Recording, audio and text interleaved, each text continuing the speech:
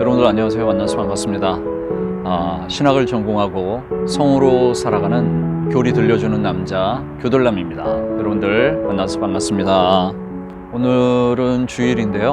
오늘도 날씨가 참 좋네요. 여기는 여러분들이 인트로 영상에서 보셨다시피 그 합정역 근처에 있는 양화진 묘지 공원입니다. 여러분들이 잘 아는 그 한국 기독교 선교 100주년 기념 교회가 있는 곳이기도 하고요. 뭐 잘 모르시는 분들도 계시겠지만 또 아시는 분들은 한 번쯤은 방문하셨을 그러한 그 우리 초기에 있는 우리 한국 교회에 정말 많은 그런 헌신을 하고 더러는 순교를 하고 그랬던 우리 선교사님들의 그 외국인 선교사님들의 그런 묘지 공원입니다. 여러분들 한 번쯤 오시면 참 이렇게 뭐 산책하고 또 아이들하고 오기에 기독교 신앙을 참 이렇게 전수하기에 참 좋은 장소라고 저는 생각을 합니다. 오늘 이곳에서 우리 교리 들려주는 남자 영상 촬영하도록 하겠습니다. 자, 오늘은 우리가 지난 시간에 예고를 드렸던 것과 같이 우리 가운데 있는 우리 사람 속에 있는 하나님의 형상, 이거에 대해서 한번 나눠볼까 합니다. 사람에게 있는 하나님의 형상, 이것이 왜 우리가 다루어야 할 필요가 있는가, 이 부분에 대해서 한번 나눠보도록 할게요. 자, 먼저 우리 창세기 1장 26절에서 27절 말씀인데요. 제가 읽겠습니다. 하나님이 이르시되 우리의 형상을 따라 우리의 모양대로 우리가 사람을 만들고 그들로 바다의 물고기와 하늘의 새와 가축과 온 땅과 땅에 기는 모든 것을 다스리게 하자 하시고, 하나님이 자기 형상 곧 하나님의 형상대로 사람을 창조하시되 남자와 여자를 창조하시고. 이렇게 아주 대표적인 창세기의 말씀인데요. 성경에서 하나님의 형상대로 우리를 지었다라는 것을 언급하고 있습니다. 자, 또 다른 성경 구절을 한번 읽어드리겠습니다. 창세기 9장 6절 말씀인데요. 여기에는 그 살인에 대한 이야기를 하다가 하나님의 형상이 언급됩니다. 다른 사람의 피를 흘리면 그 사람의 피도 흘릴 것이니 이는 하나님이 자기 형상대로 사람을 지으셨음이니라. 이렇게 나와 있습니다. 또 우리가 야고보서 3장 9절 말씀인데요. 이것으로, 여기서 이것은 무엇을 이야기하냐면 지금 야고보 사도는 우리의 인간의 혀를 말하고 있습니다. 이것으로 우리가 주 아버지를 찬송하고 또 이것으로 하나님의 형상대로 지음을 받은 사람을 저주하나니, 이렇게 말하고 있습니다. 또 한 절만 더 볼게요. 에베소서 4장 24절 하나님을 따라 의와 진리의 거룩함으로 지으심을 받은 새 사람을 입으라. 여기서 하나님을 따라라고 되어 있는 이 구절을 그 새번역 성경은 무엇이라고 번역을 했냐면 하나님의 형상을 따라, 이렇게 번역을 했습니다. 이렇게 성경 곳곳에서 하나님의 형상에 대한 이야기가 굉장히 많이 나온다는 것을 우리가 이제 좀 이렇게 살펴볼 수가 있습니다.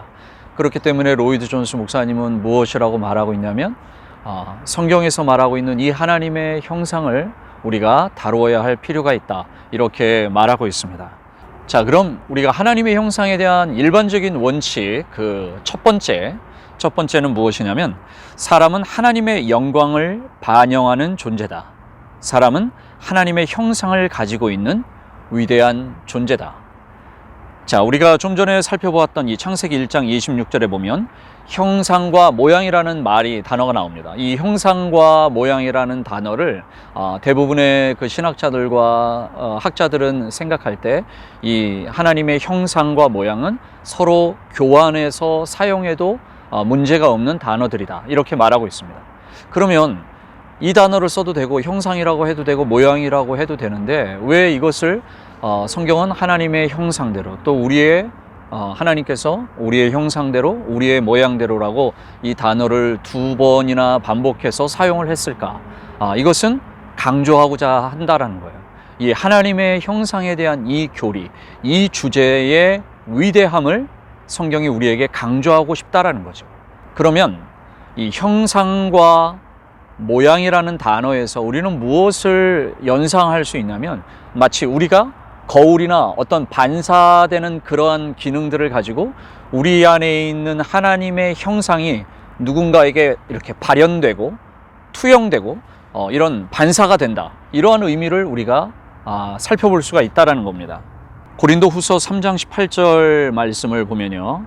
우리가 다 수건을 벗은 얼굴로 거울을 보는 것 같이 주의 영광을 보매 그와 같은 형상으로 변화하여 영광에서 영광에 이르니 곧 주의 영으로 말미암음이니라.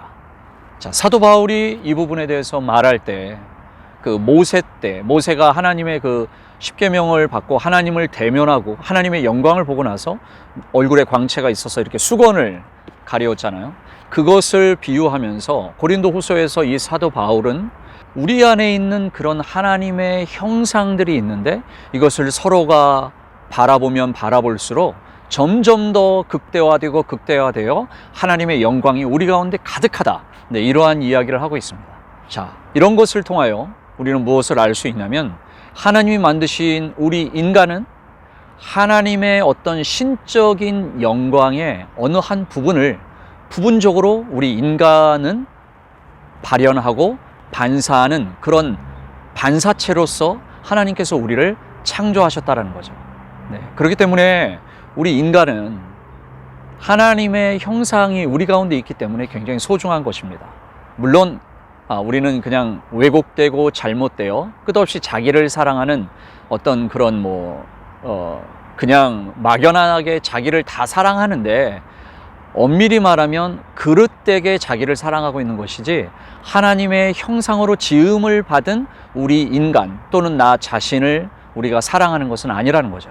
자, 다음은 두 번째 원리인데요. 하나님의 형상은 타락 이후에도 완전히 없어지지 않았다.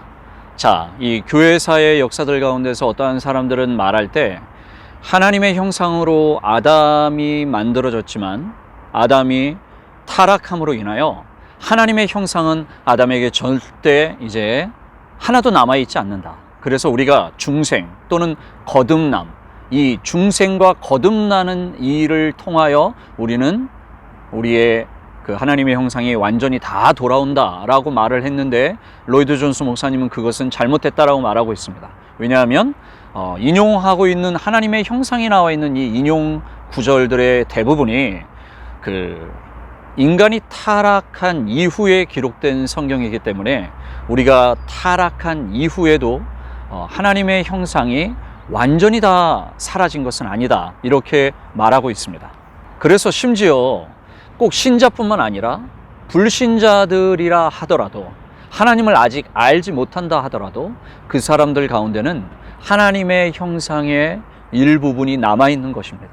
자, 다음은 세 번째인데요. 자, 중생은 타락 이전의 상태로의 회복이 아니다 라는 겁니다. 자, 이 말은 뭐냐면, 자, 대부분의 어떠한 사람들은 우리 인간이 아담이 처음에 타락하기 이전의 그 상태로 우리가 거듭난다는 것이, 예수님으로 인하여 중생을 한다는 것이 하나님이 처음 아담을 창조하셨을 때의 그 상태로 돌아간다고 말하고 있는데, 로이드 존스 목사님은 이 책에서 그렇지 않다라는 거예요.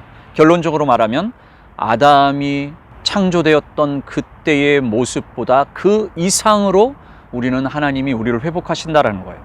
자, 그러면서 어떤 예화를 들려주는데, 그것이 뭐냐면 도토리, 여러분들 도토리가 크면 떡갈 나무가 되잖아요. 근데 우리가 작은 도토리, 씨앗이 되는 이 도토리를 그 자체가 불완전하다고 할 수 없죠. 도토리는 완전합니다, 그 자체로. 그러나 도토리가 심겨져서 떡갈 나무가 되었을 때 그것은 훨씬 더 풍성하고 아주 깊은 또 다른 나무라는 완전체가 되죠. 마찬가지로 하나님이 에덴 동산에서 아담을 만들었을 때 그 자체로 그는 완전하다라는 거예요. 그러나 그걸로 끝나지 않고 훨씬 더 하나님과의 그 약속, 언약, 선악과를 먹냐 먹지 않느냐라는 그 언약 속에서 아담이 순종을 했다면 그 하나님이 창조하신 그 이상으로 더욱 커다란 완전체, 마치 도토리 나무가 떡갈 나무가 되듯이 이렇게 큰 완전체로 될 수 있었는데 아담은 그것을 포기하고 타락하게 되죠.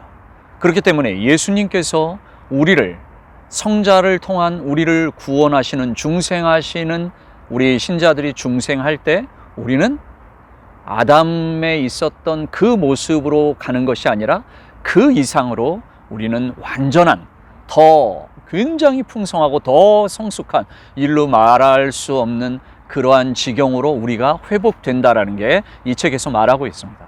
네, 정말 참 타락한 것은 안타깝지만 예수를 통하여 우리가 중생된다라는 것이 그렇게 풍성하다는 거, 여러분들 참 소망이 되지 않나요? 자, 마지막으로 하나님의 형상에는 두 가지 요소가 있는데, 자, 이거는 좀 영어가 좀 필요한 것 같아요. 네, 영어 발음이 제가 좋지는 않지만, 하나는 첫 번째는 자연적 형상, 내추럴 이미지. 그 다음에 두 번째는 영적 형상. 네, 현상이 아니고 영적 형상. 그래서 spiritual image. 이렇게 두 가지가 있다라는 거예요. 자, 그래서 이 책에 보면은 우리가 개혁주의에서 너무나도 유명한 그 칼빈과 조나단 에드워즈는 그 자연적 형상과 영적 형상을 이렇게 정리하고 있어요. 첫 번째, 자연적 형상은 자연적 존재로서의 인간을 동물과 구별되게 만들어주는 모든 것. 네, 우리 인간이 마치 그 진화론자들이 주장하는 것들을 굉장히 강력하게 반격하면서 하나님의 형상을 따라 지음받은 우리 인간 속에 있는 그 자연적 형상이라는 것은 동물과 구별되는 우리에게 있는 모든 것들, 동물과 차원이 다른 굉장히 많은 모든 것들은 자연적 형상이다. 두 번째, 영적 형상은 무엇이냐면 이 자연적 형상 그 이상의 것이 있다. 그러면서 사람은 원의를 가지고 있는데 이 원의를 가지고 있는데 그것이 바로 형상의 영적인 측면이다. 네, 이렇게 말하고 있습니다. 그래서 우리가 이제 지난번에 인간의 창조 부분에서도 배웠지만 우리가 이 영적인 형상 그것을 통하여 우리는 사실상 하나님을 이렇게 하나님과의 교제, 하나님과의 인격적인 만남이 이루어지는 그곳은 자연적 형상인 부분보다 영적인 형상에서 주로 이루어지겠죠. 오늘 여기까지 배워보도록 하겠습니다. 양화진 묘소에서 한국교회에 처음 복음을 전해줬던 많은 이 선교사님들은 참 그 시절 이 조선 땅은 얼마나 열악하고 얼마나 참 미개했겠습니까? 그러나 그러한 사람들 속에 있는 하나님의 형상을 그 선교사님들은 보셨겠죠. 그래서 이 땅 가운데, 이 조국 땅 가운데 이렇게 피를 흘리며 순교하고 그렇게 예수 그리스도를 증거했을 것입니다. 그러한 의미로 오늘 이 양화진 묘소에 오니 하나님의 형상이라는 것이 여러분들 다시 한번 이렇게 좀 마음에 와닿는 그러한 날입니다. 여러분들 스스로 하나님의 형상으로 지음받은 존재임을 생각하며 사랑하시고 그리고 이웃들을 사랑하는, 가족들을 사랑하는 그러한 삶이 되었으면 좋겠습니다. 네, 오늘도 이 영상이 여러분들이 하나님을 알아가는 데에 많은 도움이 되었다면 구독과 좋아요 눌러주시고 주변의 많은 분들에게 이 교리 들려주는 남자 많이 홍보해 주시기를 부탁드리겠습니다. 그러면 여러분들 이 힘든 시기에 잘 견디시고 인내하시고 우리 또 다음 영상에서 만나 뵙도록 하겠습니다. 여러분들 감사합니다.